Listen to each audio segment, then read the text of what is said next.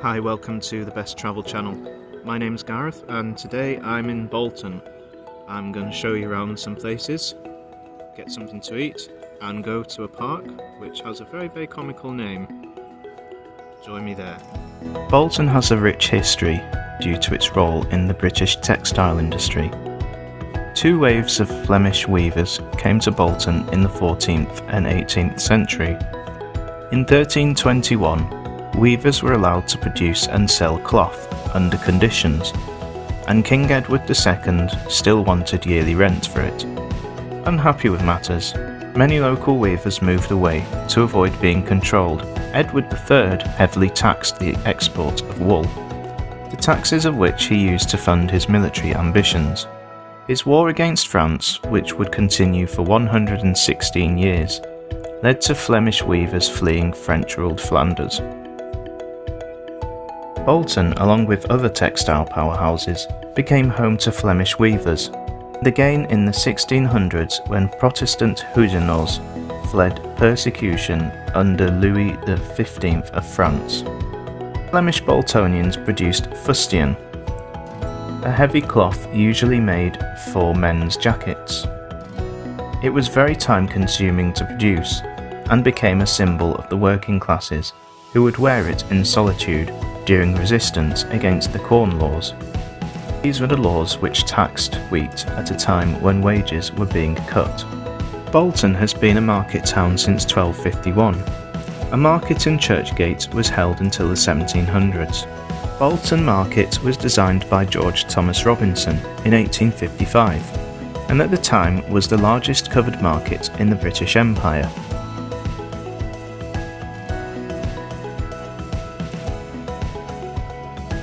Today you can find everything from fresh fish to groceries, bedding and clothing.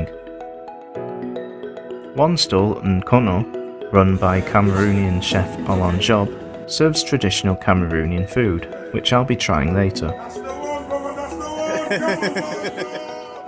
While Preston and Chester were defeated by the Roundheads in the English Civil War, the opposite happened in Bolton in 1644, when Prince Rupert and James Stanley, the 7th Earl of Derby, stormed the town. The Royalists initially lost around 300 soldiers, but successfully captured the town in a rather brutal fashion, with just under 2,000 Boltonians dying. James Stanley was later a faithful supporter of Charles II, who attempted to regain England but was defeated by Oliver Cromwell in Worcester in 1651.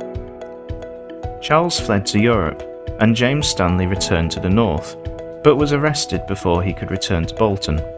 He was publicly beheaded here at the Market Cross here in Churchgate for being in contact with Charles, which was seen as high treason at the time. His family owned this inn, the Old Man and Scythe, which has existed in some context since the 13th century and was rebuilt in 1636. However, its facade is a 20th century rendition of an older architectural style. Bolton Town Hall was a winning design by William Hill in a competition. It's based on Leeds Town Hall. Both town halls originally came without towers. These were added by the architect later on. The town hall, like Harris Museum and many others, was built in a neoclassical style. Bolton Town Hall cost a modern-day equivalent of £15 million to build, which at the time in 1873 was the most expensive town hall ever constructed. Beneath the town hall is a Cold War bunker.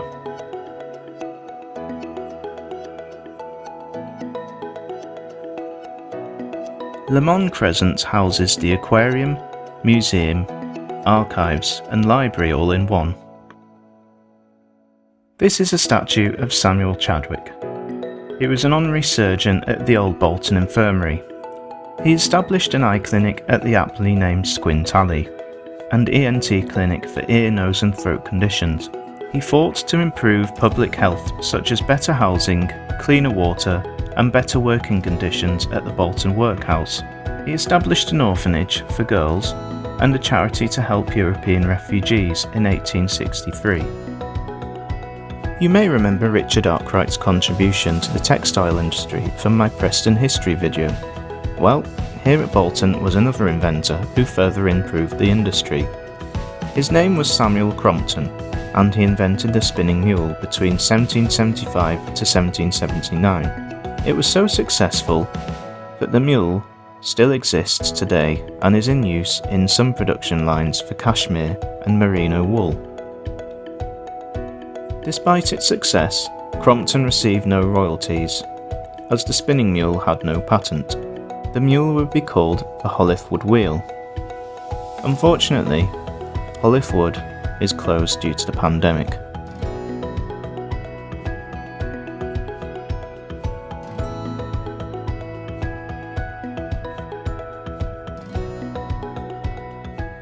So I've stopped off here at Moses Gate Park because I was so hungry and I couldn't be bothered walking any longer and waiting to try my food.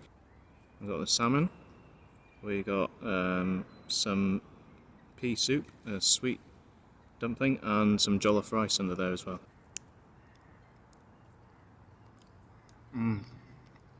That salmon is so nice. That jollof rice is really good as well. There's a slight kick there. I'm not sure if it was the chilli sauce that they added. Ooh, that chilli sauce is strong. Oh wow. Let's try some of this dumpling.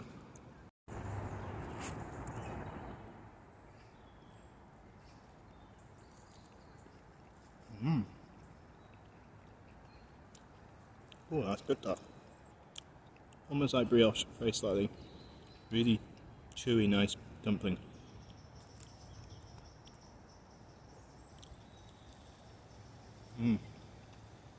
It's got a squidge to it. I like that, that's good. It was all £6 altogether. It's funny because he kept asking me, do you want this, do you want this, do you want this? I was like, I do. Okay, go on then, go on then, go on then. I thought, oh my gosh, it's going to be so expensive by the time I'm finished. But yeah, it's really cheap actually. Lovely, oh, there's a kick in them somewhere. I'm not sure if it's the sauce or whether it's a jollof rice. This is so good. So we got some plantain here as well, which I didn't see at first. It's actually got the big marrowfat peas in there in that pea soup. I'm not actually a fan of marrowfat peas usually, but these are actually really good. Great food. And just ignore the bin. Great view. Hey. Yeah, so that was really good. Alan job did a... Just saw a squirrel. Yes, that was really, really good. Alan job did a really, really good job there, and all the chefs there at Nkono. Never tried Cameroonian food before, so I wasn't sure what to expect. Alan was a really happy, jolly guy, as you saw earlier. Yeah, just the jollof rice was really nice. I think it was cooked with tomato paste. There were some onions in there. Everything's all mingled together, so I'm not sure exactly what was in there exactly, but I could see dill, and I think that was possibly on the salmon. And there was that pea soup, which had marrowfat peas, and I think there was some celery. There were some onions, a bit of plantain as well, and that sweet dumpling was really nice as well. That was a nice addition, and the chili sauce as well. I wasn't expecting it, the heat of it. It really had a kick to it. I'm not sure what chilies they use, whether it's Scotch bonnet or something like that, but it's yeah. It's really nice though. It was just a nice little kick, and yeah, if I've got a cold coming on or anything like that, then I won't anymore. The salmon was great, really juicy, tender. I think they cook it on fire. I think I seem to remember seeing some flame grill cooking going on in the kitchen. Yeah, just really nice. I definitely recommend you try it. I would definitely be having it again next time I'm in the market. So we're going to go to the comical knob end now, now that I've had my little rest. And let me show you around the place. Although it sounds more like a fictional street from Peter Kay's Phoenix Nights, Knob End has an interesting history. The site was a dumping ground used by nearby factories that produced sodium carbonate for soaps and detergents between 1850 to 1870. Now, pay attention because it's time for a bit of science. To obtain sodium carbonate, sodium sulfate was produced from sodium chloride. That sodium sulfate was then chemically reacted with coal and calcium carbonate. This process was named after its inventor, Nicolas Leblanc. It was a process that was extremely toxic. Hydrochloric acid gases were emitted in this process, but they were deemed useless and were left simply to pump out into the atmosphere. Byproducts like hydrogen chloride and calcium sulfide were also deemed useless. They formed a solid waste matter called galigo. This mixture was spread on the land here. Many plants and grasses found here are not usually found anywhere else in the county.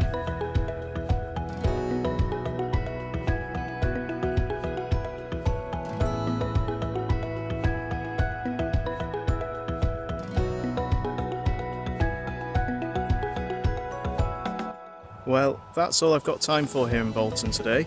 I know where I'll be going next time. I'll be going to Lancaster, hopefully. I hope you join me there on the Best Travel channel.